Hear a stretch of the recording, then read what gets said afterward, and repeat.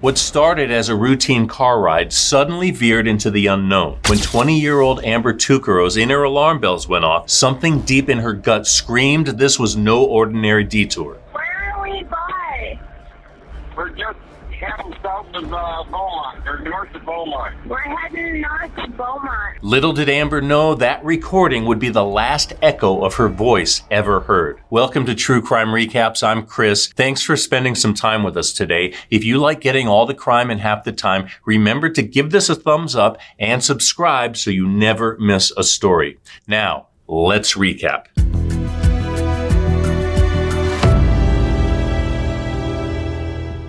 Deep down, Amber knows something is wrong. Yo, where are we going? No, this is a... Are you f***ing kidding me? She's in a car with a strange man. He's supposed to take her into the city. You better not be taking me anywhere I don't want to go. I want to go into the city. Jeez. Yo, we're not going into the city, are we? No, we're not. Instead, he's taking her into the middle of nowhere. Yeah, so where the f*** these roads going to? 50th Street. 50th Street. Are you sure? Absolutely. Yo, where are we going? 50th Street. 50th Street? 50th Street. East, right? East. Over town. Bravo. They're nowhere near 50th Street. They're nowhere near the city either. Sadly, that was the last time anybody ever heard 20-year-old Amber Tuccaro's voice. Amber's brother was the person on the other end of the call that day. He was doing time at the Edmonton Remand Center. Luckily for the investigation, that place records all its calls, which is how the cops ended up with that crucial piece of audio. But we're getting ahead of ourselves. First, you need the backstory. Amber was the apple of her mom Vivian's eye, or Tootsie as everyone calls her. Tootsie had her hands full with 4 boys already when Amber came into their lives, a little bundle of joy they adopted when she was just 3 days old. Amber had this thing for singing. She had dreams bigger than the sky. Vivian remembers her talking about making it big, seeing her face plastered on billboards. And, well, in a twist no one saw coming, that did happen, but not for the reasons they'd hoped. On August 17th, 2010, Amber was living in Fort McMurray, Alberta with her little 14-month-old baby boy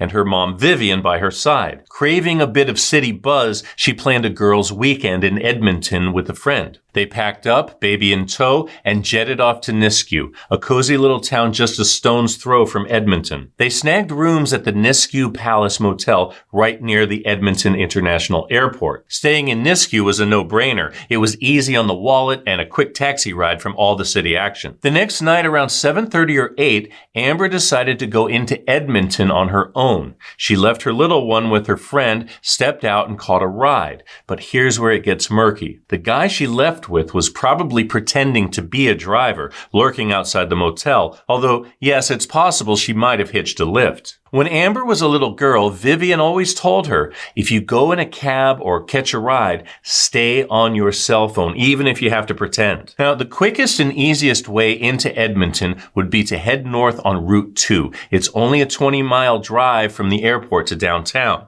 Beaumont is a small city within the Edmonton metro region. Where are we by? We're just heading south of Beaumont, or north of Beaumont. We're heading north of Beaumont.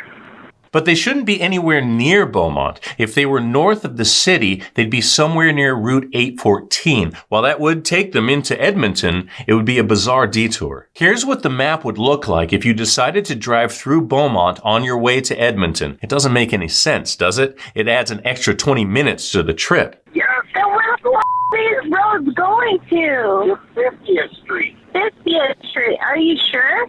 Absolutely. If you take 814 north of Beaumont, you will eventually end up on 50th Street in Edmonton. Listen closely and you can hear the driver accidentally slip up at the beginning of the audio. Where are we by? We're just heading south of Beaumont, or north of Beaumont. He just told Amber the truth about where they were going. South of Beaumont, deep into the middle of nowhere. Nobody ever saw her again. When Amber didn't come back to the motel, her friend was on the phone to Vivian in a heartbeat. Vivian, feeling that gut-wrenching mom instinct, dialed the cops straight away, only to be brushed off. They gave her the "she's probably out partying" line. They wanted her to sit tight for 24 hours before even whispering the word missing.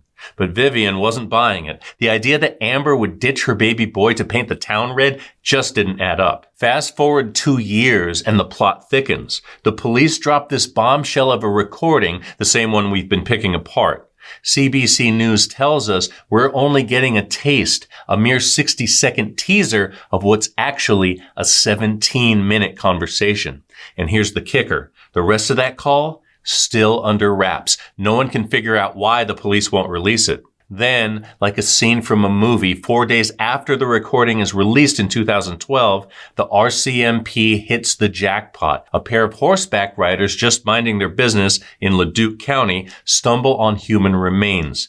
Dental records throw up a match. It's Amber. And in a twist that sends shivers down your spine, that 17-minute call mirrors the time it would take to journey from Amber's motel to the spot where her remains were found. Police believe the man in the recording drove Amber south of Beaumont, killed her, then dumped the body along the back roads of Leduc County. Are you ready for a disturbing twist? The partial remains of 3 other Indigenous women were discovered close to her in Leduc County, according to CBC News. Was Amber Tuccaro targeted by a serial killer? The Canadian public was left wondering what the police were doing about it. Amber's brother, for one, feels like their worries were just brushed aside like dust under the carpet.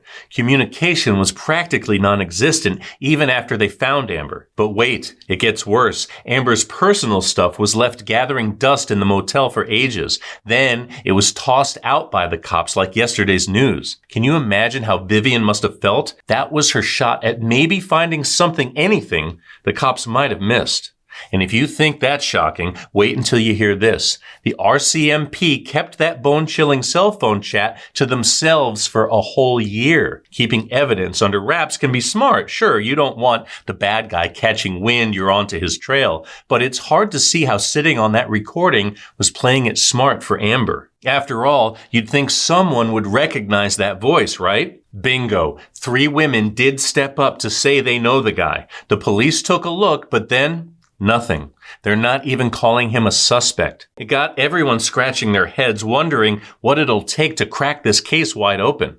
Unfortunately, there are facts about this case the public may never know. That's because, according to a 120-page report, Amber's case was, quote, deficient in that various members of the Royal Canadian Mounted Police were either not properly trained or did not adhere to their training. That's bureaucratic lingo for they didn't even try. Frustrated to the max, Amber's family didn't just sit back. In 2014, they laid down a formal complaint with the police force. But talk about a waiting game. It dragged on for 4 years before they got any answers. The Edmonton Journal says these kinds of reports are usually wrapped up in 12 to 18 months tops. When the report finally saw the light of day, it revealed a whole month blew by before the police even started to look into Amber's case. And then they took their sweet time. 4 whole months before they began chatting with potential witnesses. I know what you're thinking. What about the CCTV footage at the motel? Did it catch Amber's last moments? It might have, but by the time the police thought to check it out,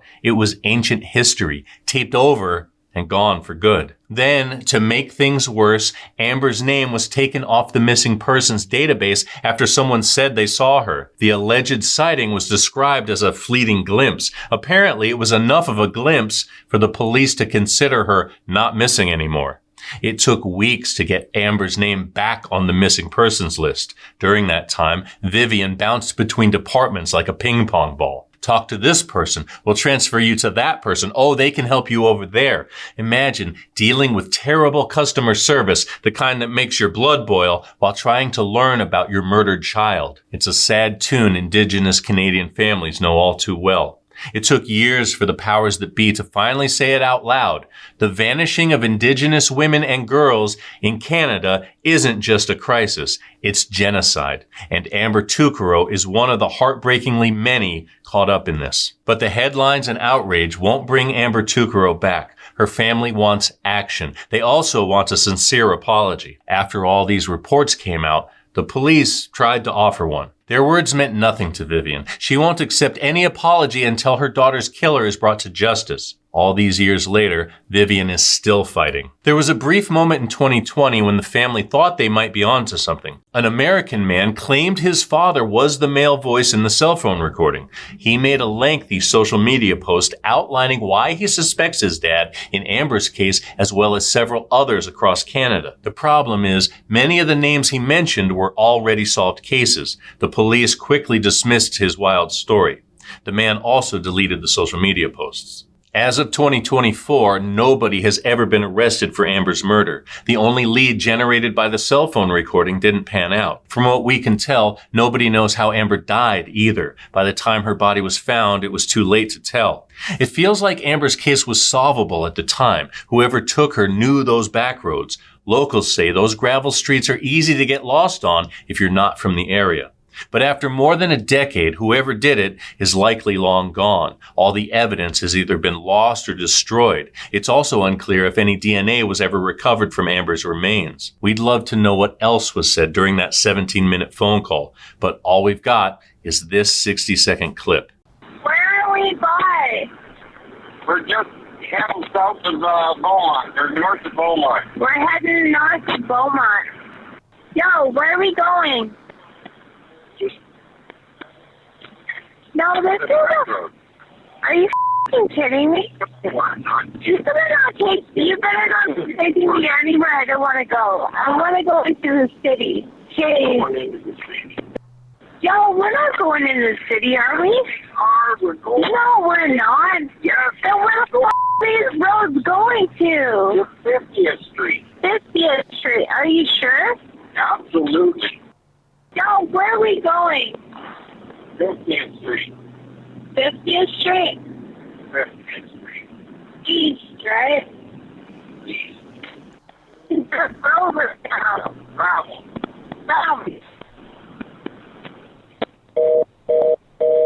Hear that dial tone? That's how you can tell they'd been speaking and driving for 16 minutes before Amber asked, "Where are we by?" She knew something wasn't right. She knew that as a native Cree woman, she was an easy target. Her killer probably thought the same thing. It would be a shame to prove him right. Do you recognize that man's voice? If you have any information, please call Crime Stoppers at 1-800-222-8477 or TIPS. What do you think of this case? Let's talk about it in the comments.